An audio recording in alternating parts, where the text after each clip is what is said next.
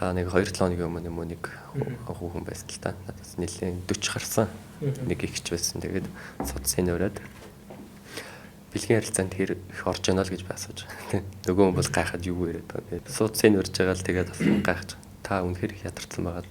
Бэлгийн харилцаанд хэд удаа ордог вэ? Тэрийг багасгах шаардлагатай байна гэж хэлж байгаа. Тэнгүүд бас магадгүй.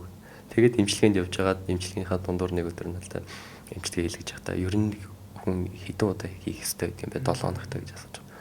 Тэнгүүд би яг дөрөвнийхээ ярьсан ингээ улиралтайгаа тий бодисын солилцоотойгоо тааруулаад ингээ хийх ёстой байдаг юм аа гингүүд пүү тэгвэл би амар их төлт юм.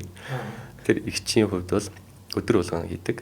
За тэгээд амралтын өдрөөр одоо нөхөртөөгөө гэртээ амарч явах юм бол өглөө өдрөөр 3-4 удаа бол хийдэг. Тэгэхээр чин тухайн хүн өвдөхгүй гэх. Тамирдж ядрахгүй гэх.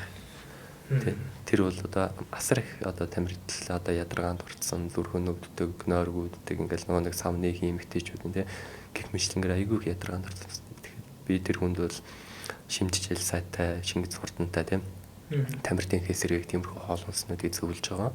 За тэгээд дасгал хөдөлгөөн одоо жоохон хөнгөн дасгал хөдөлгөөн хийхийг зөвлөж байгаа. Тэгээд сексийн харилцааг холдуулахыг зөвлөж байгаа.